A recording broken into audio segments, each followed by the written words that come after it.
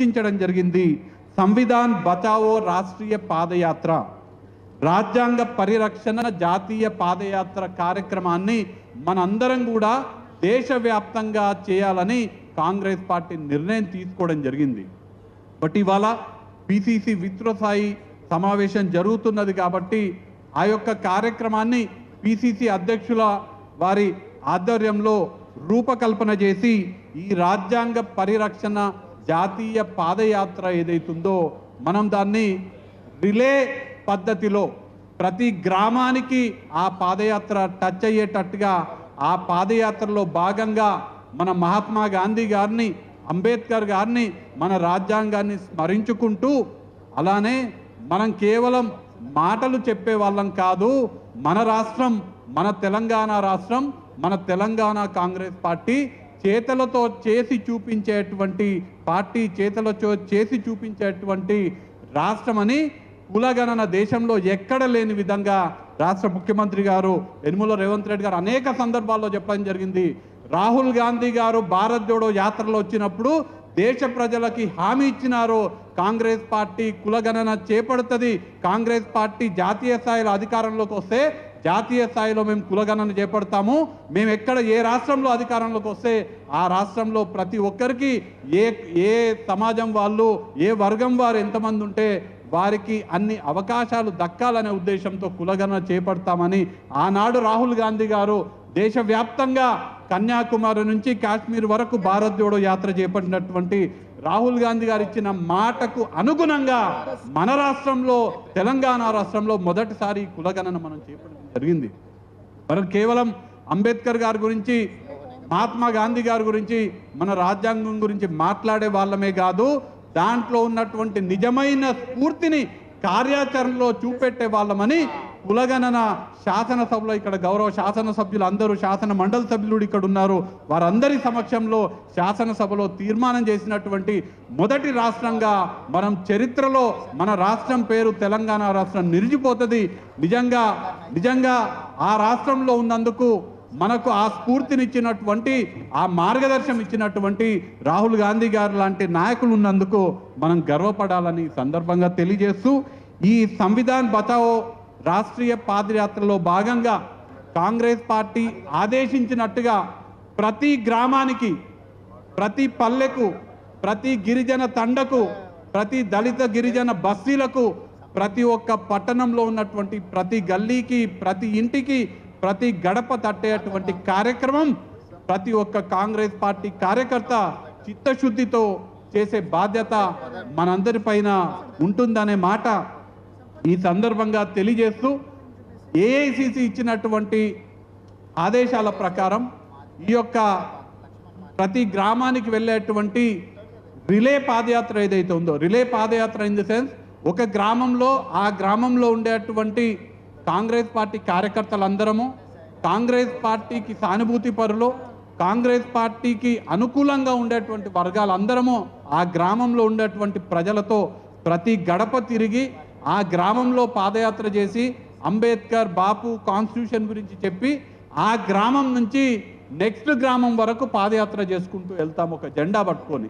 ఆ నెక్స్ట్ గ్రామం వాళ్ళు మన పాదయాత్రని మళ్ళీ ఆ గ్రామంలో కంటిన్యూ చేసి పక్క గ్రామానికి వెళ్ళడము, అట్లా ప్రతి ఒక్క గ్రామం కవర్ చేసే విధంగా ఈ పాదయాత్ర చేయాల్సినటువంటి అవసరము ఉన్నది. పిసిసి అధ్యక్షుల వారిని ఈ సందర్భంగా నేను విజ్ఞప్తి చేస్తున్నాను. వారు ఇవాళ విస్తృత స్థాయి సమావేశంలో ముఖ్యమైనటువంటి ఇన్ఛార్జ్ గారితో కూడా చర్చించి దానికి సంబంధించినటువంటి కార్యాచరణ, దానికి ఎప్పటి నుంచి ప్రారంభించాలి, ఏ విధంగా చేయాలని అన్నీ ఇవాళ నిర్ణయిస్తే దాన్ని తక్షణమే ఆ కార్యక్రమాన్ని చేపట్టే అవకాశం ఉంటుంది. దీంట్లో భాగంగా ఏఐసిసి ఏదైతే కార్యక్రమం మనకి ఇచ్చినారో దీంట్లో భాగంగా మనము మన ప్రభుత్వం చేస్తున్నటువంటి ఏదైతే అంబేద్కర్ గారు చూపినటువంటి దారిలో, మహాత్మా గాంధీ గారు చూపినటువంటి దారిలో నడుస్తున్నటువంటి ప్రజాప్రభుత్వం తెలంగాణ రాష్ట్రంలో ఉన్నది.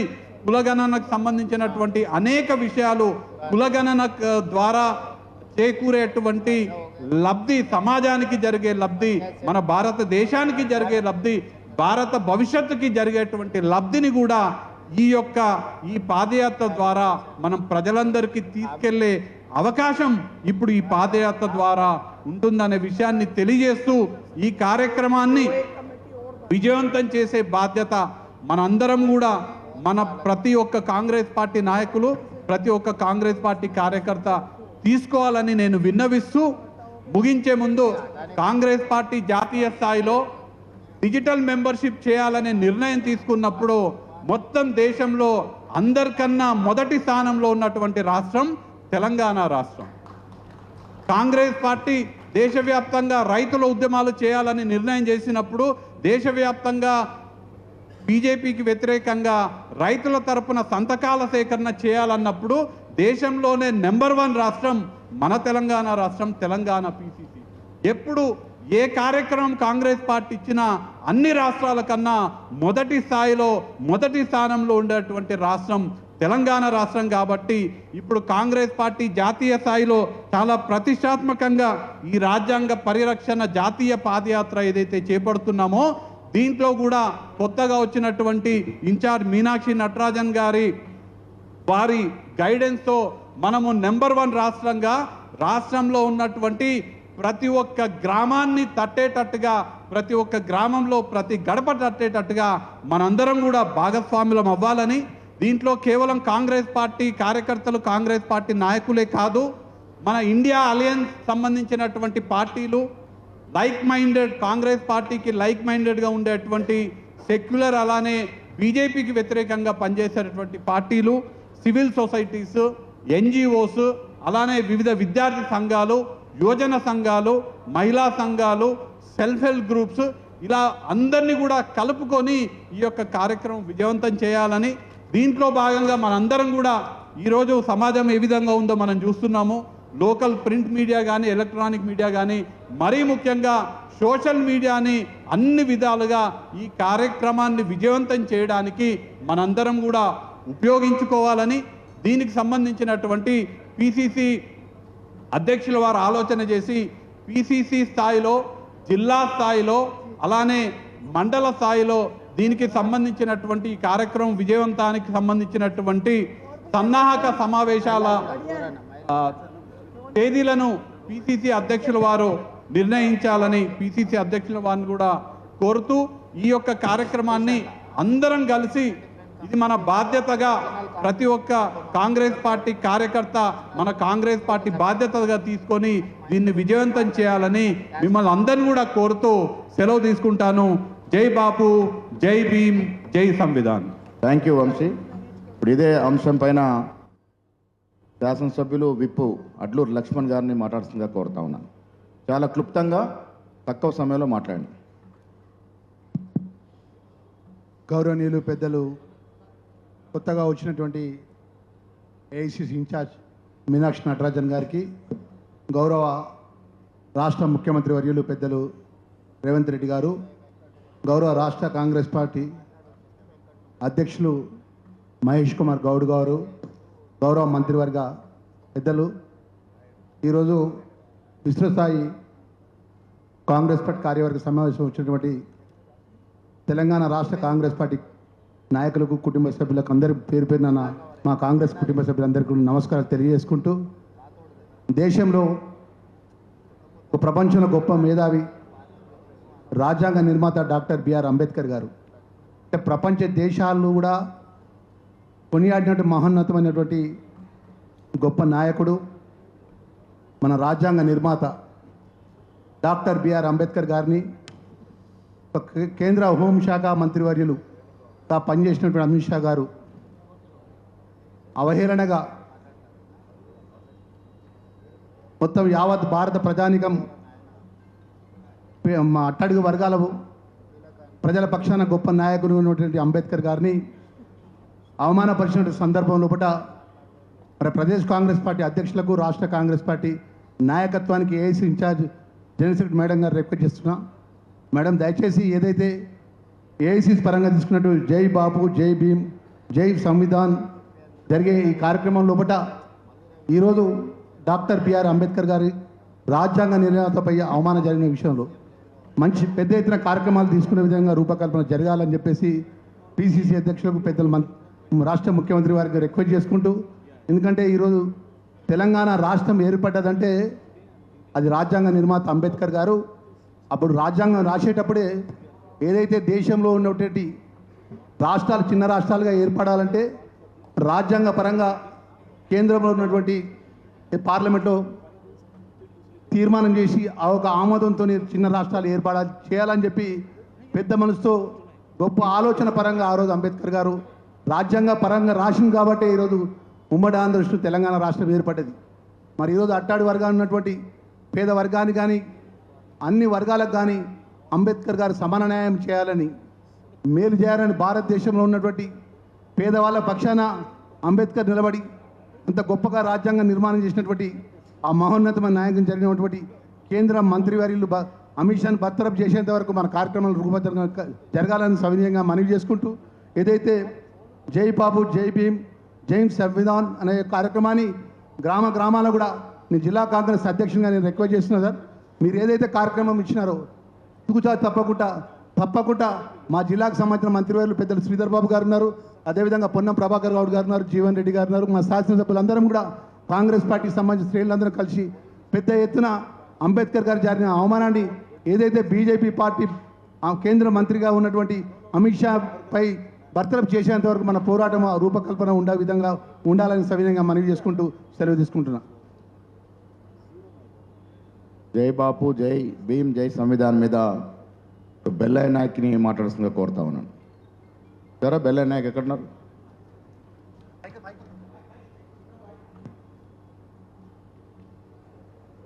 క్లుప్తంగా మాట్లాడు. పెద్దలు గౌరవనీయులు పిసిసి అధ్యక్షులు సభకి నమస్కారం. ఒక్కటి రెండు పేర్లు. మహేష్ అన్నకు తెలంగాణకు ఇన్ఛార్జిగా వచ్చి మొదటిసారిగా వచ్చినటువంటి మేడం మీనాక్షి నటరాజన్ గారికి, మన గౌరవ ముఖ్యమంత్రి వర్యులు రేవంత్ రెడ్డి అన్న గారికి, ఉత్తమన్న గారికి, వేదిక మీద ఉన్నటువంటి పెద్దలందరికీ, మంత్రులకు, ఎమ్మెల్యేలకు, ఎంపీఎల్సీలకు, ఎంపీలకు, కార్పొరేషన్ చైర్మన్లకు, విభాగాల నాయకులకు అందరికీ నమస్కారం. కాంగ్రెస్ పార్టీ భారతదేశంలో స్వతంత్రం తీసుకురావడం కోసం మనం ఎంతైతే కష్టపడి దేశాన్ని స్వతంత్రం తెచ్చుకున్నామో, రాజ్యాంగాన్ని ఏర్పాటు చేసుకోవడం కూడా అంతకంటే ముఖ్యమైనటువంటి అంశం. భారత రాజ్యాంగాన్ని దాదాపు 500-600 సంస్థానాలను విలీనం చేసి ఒక దేశాన్ని ఏర్పాటు చేసుకున్నాం. ఇవాళ ఈ భారత రాజ్యాంగం లేకుండా చేసేటటువంటి పనిని బీజేపీ, ఆర్ఎస్ఎస్ పూనుకుంటున్నటువంటి పరిస్థితి మనకు తెలుసు. కాబట్టి భారతదేశంలో ఉన్నటువంటి కులాల మధ్యన వైరుధ్యాలు, తెగల మధ్యన వైరుధ్యాలు, జాతుల మధ్య ఉన్నటువంటి వైరుధ్యాలు, ప్రాంతాల మధ్య ఉన్నటువంటి వైరుధ్యాలని పరిష్కరించి భారతదేశంలో ప్రజలందరినీ సమున్నతంగా సగర్వంగా నిలబెట్టగలిగినటువంటి ఏకైక పట్టి ఉంచేటటువంటి రాజ్యాంగం భారత రాజ్యాంగం. ఆ రాజ్యాంగాన్ని తీసేసి మనుధర్మాన్ని తీసుకురావాలనేటటువంటి కుట్రను ఇవాళ బీజేపీ చేస్తున్నటువంటి పరిస్థితి మనకు తెలుసు. కాబట్టి ఆ కుట్రల నుంచి ఈ దేశాన్ని కాపాడుకోవడం కోసం, ఈ దేశంలో ఉన్నటువంటి అన్ని వర్గాలకు సమాన గౌరవాన్ని తెచ్చుకోవడం కోసం వాళ్ళ ఈ రాజ్యాంగాన్ని తెచ్చినటువంటి పార్టీ కాంగ్రెస్ పార్టీ నిలబెట్టుకోవాల్సినటువంటి అవసరం ఉంది. ఈ రాజ్యాంగం ద్వారా వచ్చినటువంటి సమానత్వం, స్వేచ్ఛ, సౌభ్రాతత్వం తెలవనటువంటి జాతులు, ఇప్పటికి కూడా ఓట్లను ఓటుగా మాత్రమే చూస్తున్నటువంటి జాతులు, ఈ ఓటు ద్వారా ఒక గౌరవం, మేము ఈ ప్రభుత్వంలో పాలనలో భాగస్వామ్యం అవుతామనే అవగాహన లేనటువంటి జాతుల్ని కూడా అవగాహన కల్పించుకోవాల్సినటువంటి అవసరం ఈ కార్యక్రమం ద్వారా మనకు సిడబ్ల్యూసి తీర్మానం ద్వారా మనకు కల్పించబడ్డటువంటి పరిస్థితి ఉంది. అందుకనే విస్తృతంగా ఈ దేశంలో ప్రతి తెలంగాణలో ప్రతి గ్రామానికి మనం రాజ్యాంగ విలువలను తీసుకెళ్లడం ద్వారా సాంప్రదాయాల ముసుగులో కొనసాగుతున్నటువంటి అసమానత్వం ఒకవైపు ఉంటే, రెండో వైపు రాజ్యాంగ విలువలతో జీవించేటటువంటి విధానాన్ని విస్తృతంగా ప్రజల్లో తీసుకెళ్లడం కోసం ఈ కార్యక్రమాన్ని విస్తృతంగా మనం మహేష్ కుమార్ గారి నాయకత్వంలో, మీనాక్షి గారి నాయకత్వంలో, మన ముఖ్యమంత్రి గారి నాయకత్వంలో తీసుకెళ్లడం ద్వారా అద్భుతమైనటువంటి ఫలితాల్ని సాధించగలం. నేను ఒక్క మాట చెప్పి క్లోజ్ చేస్తా అన్నా, మన ప్రభుత్వం వచ్చిన తర్వాత, నేనంటా ఉన్నాను, మన ప్రభుత్వం వచ్చిన తర్వాత చాలా అద్భుతమైనటువంటి నిర్ణయాలు మనం తీసుకుంటా ఉన్నాం. ఈ నిర్ణయాలను కిందికి ప్రజల్లో తీసుకెళ్లడంలో విఫలమవుతున్నటువంటి పరిస్థితి కొనసాగుతూ ఉంది. అందుకనే ప్రతి ఒక్కరం 10 సంవత్సరాలు బీఆర్ఎస్ను ఓడించడం కోసం ఎట్లయితే పనిచేసినామో ఇవాళ ప్రభుత్వం వచ్చిన తర్వాత ప్రభుత్వం తీసుకుంటున్నటువంటి నిర్ణయాలను అదే పద్ధతిలో ప్రతి ఒక్కళ్ళం తీసుకుంటేనే ఇవాళ మనం గెలవగలం అనే విషయాన్ని గుర్తుపెట్టుకోండి. మనం ఇవాళ బీఆర్ఎస్తోనో బీజేపీతోనో పోటీ కాదు. ఇక్కడ భారతదేశ వ్యాప్తంగా ఉన్నటువంటి ఆర్ఎస్ఎస్ దిగింది. ఆర్ఎస్ఎస్లో ఉన్నటువంటి దాదాపు 182 సంఘాలు ఇవాళ ఇక్కడ పనిచేస్తున్నటువంటి పరిస్థితి ఉన్నది. కాంగ్రెస్ పార్టీ చేస్తున్న ప్రతి కార్యక్రమాన్ని సోషల్ మీడియా ద్వారా బదనాం చేయడమే ఎజెండాగా పెట్టుకొని పనిచేస్తున్నటువంటి పరిస్థితి ఉంది. వాళ్ళు కుల సంఘాల రూపంలో ఉండొచ్చు, ప్రజా సంఘాల రూపంలో ఉండొచ్చు, మేధావుల రూపంలో ఉండొచ్చు. మన వాళ్ళను డైవర్ట్ చేస్తూ మొత్తం మనం చేసే మంచి కార్యక్రమాలను కూడా చెడ్డ కార్యక్రమాలుగా చూపించడమే ఎజెండాగా పనిచేస్తున్నారు. కాబట్టి మనం అప్రమత్తంగా లేకపోతే ఖతమైపోతాం అనే విషయాన్ని దృష్టిలో పెట్టుకోవాలని చెప్పి ముఖ్యమంత్రి, మంత్రులు, ఎమ్మెల్యేలు, ఎంపీలు వాళ్ళు మాట్లాడతారు, మాకు సంబంధం లేదని కూర్చోవద్దని కోరుకుంటూ ఈ అవకాశం ఇచ్చిన పిసిసి అధ్యక్షులకు ధన్యవాదాలు తెలియజేస్తూ ఉన్నాను. జై జగత్. ఇదే అంశం మీద మల్లు రవి గారు క్లుప్తంగా 2 నిమిషాలు మాట్లాడుతుందిగా కోరుతాం.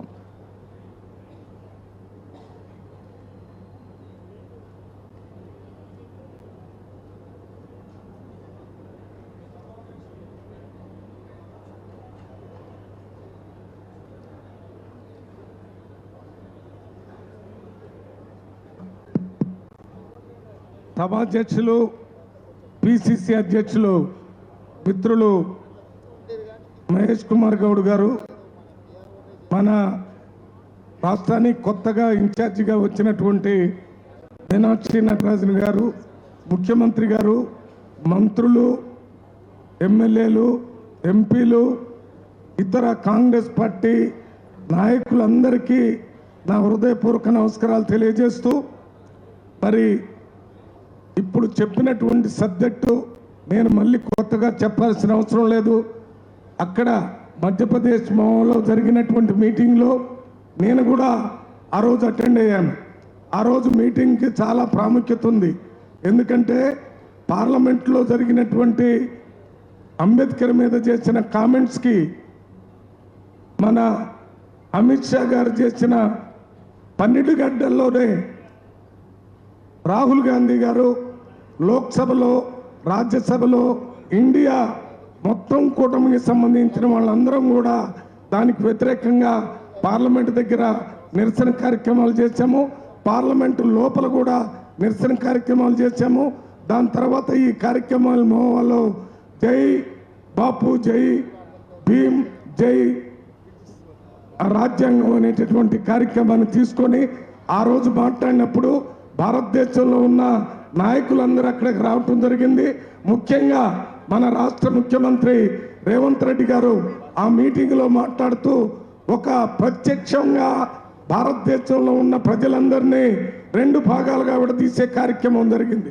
మొదటిది మహాత్మా గాంధీ, అంబేద్కర్ గారు ఆలోచన విధానాన్ని అనుసరించి ఎవరైతే ప్రజలు ఆలోచన చేస్తున్నారో, రాజ్యాంగాన్ని కాపాడాలని కోరుకుంటున్నారో వాళ్ళంతా రాహుల్ గాంధీ గారి తరపున ఉండాలని, అదే రకంగా గాడ్సే ఆలోచన విధానానికి ఎవరైతే సపోర్ట్ చేస్తున్నారో వాళ్ళందరూ కూడా బీజేపీ వైపున, మన అమిత్ షా అదే రకంగా మోడీ వైపున ఉన్నారనే మాట చెప్పడం జరిగింది. ఆ ఒక్క స్టేట్మెంట్ వల్ల మొత్తం భారతదేశంలో ఉన్న 140 మంది ప్రజల్లో ఒక చర్చ మొదలైంది. మహాత్మా గాంధీ ఆలోచన విధానానికి సపోర్ట్ చేసే వాళ్ళంతా కాంగ్రెస్ వాళ్ళు రాహుల్ గాంధీ సపోర్ట్ చేయాలని ఒక రకమైనటువంటి పాజిటివ్ ఆలోచన ఆ రోజే మొదలైంది.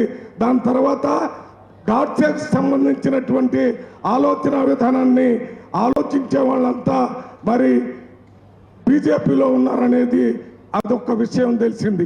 దాని తర్వాత మొత్తం ఇవాళ ఒక నిర్ణయం తీసుకొని రిలే పాదయాత్ర చేయాలని కేంద్ర ప్రభుత్వం, మన మల్లికార్జున ఖర్గే గారు కానీ, రాహుల్ గాంధీ గారు కానీ వీళ్ళంతా ఈ కార్యక్రమాన్ని తీసుకొని ఈ రిలే కార్యక్రమం అనేది ఎప్పుడో ఇంతకుముందు మనం చేసినటువంటి కార్యక్రమాల్ని మళ్ళీ Congress party back to villages అంటే గ్రామాల్లోకి మనం వెళ్ళి గ్రామాల్లో ఉన్న ప్రజల్ని చైతన్యవంతులు చేసి మన మహాత్మా గాంధీ ఆలోచనని, రాజ్యాంగాన్ని, అంబేద్కర్ ఆలోచనని వారికి తెలియజేసేటటువంటి ఈ పెద్ద కార్యక్రమాన్ని మొట్టమొదటిగా మన మీనాక్షి నటరాజన్ గారు వచ్చినప్పుడు తీసుకున్నందుకు వారికి మరి పిసిసి అధ్యక్షులకి ఈ మీటింగ్లో పాల్గొన్న ప్రతి ఒక్కరికి కూడా ప్రత్యేకంగా ధన్యవాదాలు తెలియజేస్తూ అందరూ ఈ రిలే కార్యక్రమాన్ని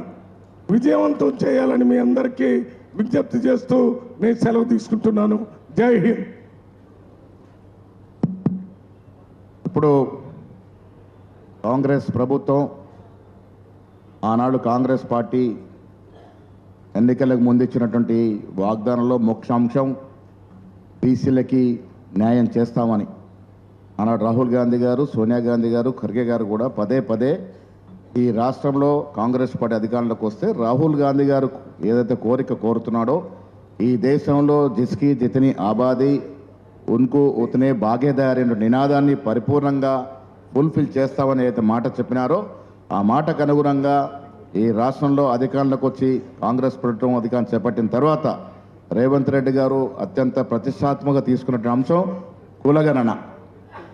ఆ కులగణన ఏ రకంగా జరిగింది, ఎంత నిష్పక్షపాతంగా, శాస్త్రీయ పద్ధతిగా, చాలా సూక్ష్మకంగా ఏ రకంగా జరిపి తీరినాము, ఈ దేశ చరిత్రలో ఒక కొత్త అధ్యాయాన్ని ఏ విధంగా తీసుకొచ్చినామో ఇవన్నింటి కూడా వివరించాల్సిందిగా ఆ కమిటీకి చైర్మన్గా ఉన్నటువంటి మంత్రివర్యులు శ్రీ ఉత్తమ్ కుమార్ రెడ్డి గారిని నేను మొత్తం అకుల సర్వే విధి విధానంలో ఏ రకంగా జరిగింది, ప్రభుత్వం ఏ రకంగా చర్యలు తీసుకుంది చాలా వివరంగా, ఎందుకంటే ఇక్కడ వాళ్ళంతా కూడా ఇంపార్టెంట్ మన 40 ఫంక్షనరీస్, వాళ్ళకి తెలిస్తే వారి ద్వారా ప్రజలకు వెళ్తుంది. ఇది దయచేసి వాటి గురించి మాట్లాడుతున్నా కోరుతా ఉన్నా.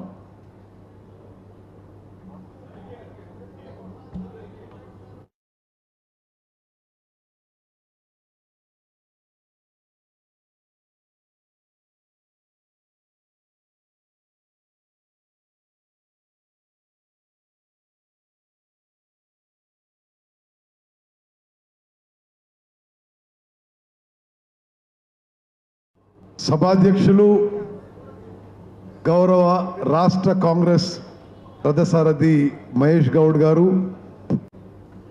గౌరవనీయులు అఖిల భారత కాంగ్రెస్ కమిటీ నుంచి నూతనంగా మన రాష్ట్ర ఇన్ఛార్జ్గా నియమింపబడ్డ మీనాక్షి నటరాజన్ గారు, గౌరవ ముఖ్యమంత్రి రేవంత్ రెడ్డి గారు, ఏఐసిసి కార్యదర్శి విశ్వనాథన్ గారు, మాజీ పిసిసి అధ్యక్షులు పెద్దలు హనుమంతరావు గారు, పెద్దలు కేశవరావు గారు,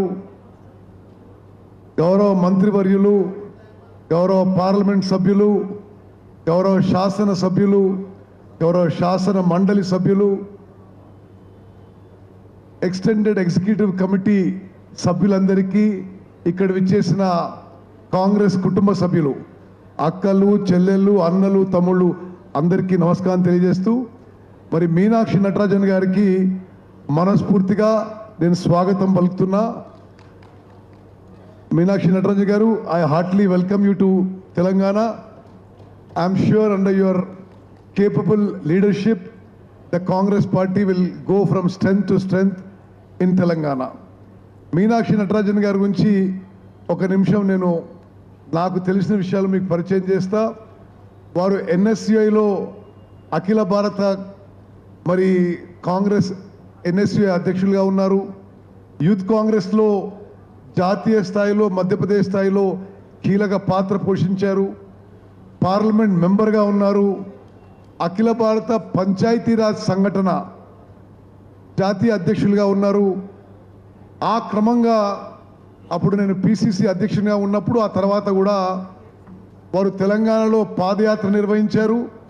అదేవిధంగా పంచాయతీరాజ్ సంఘటన కార్యక్రమాలు అనేకం నిర్వహించడం జరిగింది. వారు నీతి నిజాయితీకి మారుపేరు. వారి గాంధీయన్ ఆలోచన, ఐడియాలజీ, సింప్లిసిటీ దేశవ్యాప్తంగా కూడా దానికి వారు ప్రసిద్ధిగాంచిందని చెప్పి నేను మనవి చేస్తున్నా. వారి సమర్థవంతమైన నాయకత్వంలో తెలంగాణలో మరి అందరం కలిసి పనిచేసి కాంగ్రెస్ పార్టీని మరింత బలోపేతం చేసే దిశలో ముందుకు పోదామని చెప్పి నేను సవినయంగా మనవి చేస్తూ, మరి 2-3 విషయాలు పిసిసి అధ్యక్షుల ఆదేశాల మేరకు నేను సవినయంగా మీ అందరికీ నా సైడ్ నుంచి సబ్మిట్ చేస్తాను. ముందుగా వారు చెప్పిన ఈ కాన్సెప్ట్ జై బాపు, జై భీమ్, జై సంవిధాన్. నేను శాసనసభ్యునిగా ప్రతిపక్షంలో ఉన్న, అధికార పార్టీలో ఉన్న, పార్లమెంట్లో ఉన్న, పిసిసి ప్రెసిడెంట్గా ఉన్న, ఒక విషయం మాత్రం మనం నరేంద్ర మోదీ బీజేపీ ప్రభుత్వంలో గమనించాలి. స్వాతంత్రం కోసం పోరాడిన కాంగ్రెస్ పార్టీ, భారతదేశానికి ఈ స్థాయిలో తీసుకొచ్చిన కాంగ్రెస్ పార్టీ ప్రజాస్వామ్య విలువలు కాపాడడానికి కింది స్థాయి నుంచి, గ్రామ పంచాయతీ నుంచి పార్లమెంట్ వరకు నిరంతరం పోరాటం చేసింది. ఈరోజు మన చుట్టుపక్కల దేశాలు చూస్తే భారతదేశంతో సమానంగా స్వాతంత్రం సాధించిన దేశాలు పాకిస్తాన్ కానీ, బంగ్లాదేశ్ కానీ, శ్రీలంక కానీ, పైన దేశాలు కానీ, సౌత్ ఏషియన్ దేశాలు కానీ, ఆఫ్రికాలో అనేక దేశాలు కానీ ఎక్కడ కూడా పూర్తి ప్రజాస్వామ్యం మిగల్లేదు. కేవలం భారతదేశంలో ఈ స్థాయిలో ప్రజాస్వామ్యం ఉందంటే this is the contribution of Congress party. In no other country around who got independence same time as us is democracy and freedom as vibrant as in India. ఇది కాంగ్రెస్ పార్టీ కాంట్రిబ్యూషన్. ఈరోజు మోదీ నాయకత్వంలోని బీజేపీ ప్రభుత్వం, నేను డైరెక్ట్గా పార్లమెంట్ సభ్యునిగా చూసిన, నేను రేవంత్ రెడ్డి గారు, వెంకటరెడ్డి గారు పోయిన పార్లమెంట్లో సభ్యులం. పార్లమెంట్లో ప్రతిపక్షాలకు గొంతుండదు, ప్రెస్ ఫ్రీడమ్ పూర్తిగా తగ్గిపోయింది, జ్యుడిషియరీ మీద మనం కమెంట్ చేయలేము. పూర్తిగా భారతదేశంలో మతపరమైన విభజన సృష్టించి రాజకీయ లబ్ధి పొందాలని, అదేవిధంగా అన్ని రకాలుగా స్వాతంత్రాన్ని, ప్రజాస్వామ్యాన్ని అణచివేసే ఈ ధోరణిలో, ఈ సమయంలో కాంగ్రెస్ పార్టీ జై బాపు, జై భీమ్, జై సంవిధాన్ అనే స్లోగన్ తీసుకోవడం ఇది చాలా సందర్భోచితంగా మనం చేస్తున్నాం. ఈ టైంలో ఎస్పెషలీ దేశంలో డెమోక్రసీ క్రష్ చేసే ఈ టైంలో ఈ స్లోగన్తో ముందుకు పోవడం మనందరికీ, మనకి, మన కుటుంబాలకి, మన పిల్లలకి, వాళ్ళ పిల్లలకి కూడా అవసరం చెప్పి మనం చేస్తున్నాం. అదేవిధంగా మరి మన ప్రభుత్వం వచ్చిన తర్వాత మరి గౌరవ రేవంత్ రెడ్డి గారు ముఖ్యమంత్రి అయ్యారు, బట్టి విక్రమార్క గారు ఉప ముఖ్యమంత్రి అయ్యారు, మేమందరం మంత్రులైనాం. మరి చాలామంది ఎంపీలు, ఎమ్మెల్యేలు, ఎమ్మెల్సీ అందరితో కలిసి సామాజిక న్యాయం కోసం స్వతంత్ర భారతదేశంలో ఎక్కడా జరగని విధంగా నిజంగా సామాజిక న్యాయం కోసం మనం ఈ ప్రభుత్వం, మన కాంగ్రెస్ ప్రభుత్వం ముందుకు పోయిన విషయం కూడా నేను మీ అందరికీ మనవి చేస్తున్నా. ఒకటి, ఎస్సీ కేటగరైజేషన్. ఎన్నో ఏళ్ల నుంచి కాంగ్రెస్ పార్టీ ఉమ్మడి ఆంధ్రప్రదేశ్లో, ప్రత్యేక తెలంగాణలో కాంగ్రెస్ పార్టీ ఎస్సీ వర్గీకరణ కట్టుబడి ఉంది. సుప్రీంకోర్టు తీర్పుకి అనుగుణంగా ముఖ్యమంత్రి గారు అపాయింట్ చేసిన సబ్ కమిటీ చైర్మన్గా మేము పకడ్బందీగా, చట్టపరంగా సుప్రీంకోర్టు ఆదేశాల మేరకు ముందుకు పోయి ఈరోజు తెలంగాణలో మరి ఎస్సీ వర్గీకరణ ముందుకు తీసుకుపోయిన విషయం కూడా మీ అందరికీ ఒకసారి నేను మనవి చేస్తున్నా. మనందరం కూడా ఇది ఒక పెద్ద అచీవ్మెంట్గా చెప్పుకోవాలి. ఎస్సీ వర్గీకరణ అనేది నేను ఇప్పుడు 30 ఏళ్ళైంది మొదటిసారి ఎమ్మెల్యేగా కలిసి, 30 ఏళ్ల పాటు ఈ స్లోగన్ నేను వింటూనే ఉన్నా. ఎస్సీ కేటగరైజేషన్ గురించి ఏ ప్రభుత్వం వచ్చినా, ఏ పార్టీ అధికారంలో ఉన్నా, అన్ని పార్టీలు కూడా ఎస్సీ వర్గీకరణ అంటే కానీ ఎవరు చేయరని. మనం వచ్చినాక ఈ ఎస్సీ వర్గీకరణ చేసిన విషయం కూడా మనం గర్వంగా చెప్పుకోవాలి. It is universally accepted. దాంట్లో ఎవరికి అన్యాయం జరగడం లేదు. దాంట్లో కూడా చాలా సైంటిఫిక్గా, చాలా రాషనల్గా జస్టిస్ షమీమ్ అఖ్తర్ని 1 మ్యాన్ జ్యుడిషియల్ కమిషన్ అపాయింట్ చేసి వారి ద్వారా వారిచ్చిన రిపోర్టు ఆ ఇచ్చిన రిపోర్ట్లో నేను సబ్ కమిటీ చైర్మన్గా మనవి చేస్తున్నా, జస్టిస్ షమీం అఖ్తర్ ఇచ్చిన రిపోర్ట్లో ఒక్క అక్షరం ఒక్క వర్డ్ కూడా మరి ముఖ్యమంత్రి గారు కానీ ఉప ముఖ్యమంత్రి గారు కానీ క్యాబినెట్లో మార్చకుండా అది శాసనసభలో ప్రవేశపెట్టి యాక్సెప్ట్ చేయించినము. అదేవిధంగా బీసీ కులగణనపై కూడా స్వతంత్ర భారతదేశంలో బీసీ కులగణన ఎవరూ చేయలేదు. The last known caste census was in 1931. తెలంగాణలో బీసీ క్యాస్ట్ సర్వే మీకు సంఖ్య చెప్పాలి. 94,000 మంది ఎన్యూమరేటర్స్, 10,000 మంది సూపర్వైజర్స్, 104,000 మంది ఏకాగ్రతతో పూర్తి ఫోకస్తో కాన్సన్ట్రేషన్తో 50 రోజుల పాటు మరే కార్యక్రమం లేకుండా ఒక్కొక్క ఎన్యూమరేటర్కి ఒక్కో రోజుకి 10 కంటే ఎక్కువ పని ఇవ్వకుండా వాళ్ళందరికీ పని చేసినందుకు గవర్నమెంట్ నుంచి కొంత ఇన్సెంటివ్ ఇచ్చి 160 కోట్ల రూపాయలు ఖర్చు పెట్టి మన ప్రభుత్వం బీసీ కులగణన పూర్తి చేసిందని చెప్పి నేను మనవి చేస్తాను. మన అందరం గర్వపడాలి. కాంగ్రెస్ పార్టీ మూల సిద్ధాంతాలు ఇంక్లూజివ్ గ్రోత్, సోషల్ జస్టిస్. బయట ఎవరు ఏమి విమర్శించినా నేను మీకు ఈరోజు చెప్తున్నా, ఆ బీసీ క్యాస్ట్ సర్వే కూడా నేను క్యాబినెట్ సబ్ కమిటీ చైర్మన్గా చాలా పకడ్బందీగా చేయడం జరిగింది. ఈ దేశంలో ఎన్నడూ ఎక్కడ ఈ విధంగా చేయలేదు. ఆ అంకెలు కానీ ఆ పర్సంటేజ్లు కానీ ఎవరో పనికిరాడు ఏదో పిచ్చి పిచ్చిగా మాట్లాడతాడు. ఆ రికార్డులో ఏమీ తేడా ఉండదు. ఒక 16 లక్షల మంది అందులో పాల్గొనలేదు. సరే, వాళ్ళ ఇంట్లో లేరో, వాళ్ళకి ఇష్టం లేదో. కేసీఆర్ కుటుంబ సభ్యులు ఎవరు పాల్గొనలేదు. మరి వాళ్ళు కూడా సామాజిక న్యాయం కూడా మాట్లాడితే ఎట్లా? మరి నేను ఎందుకు మీకు మనం చేస్తున్నా అంటే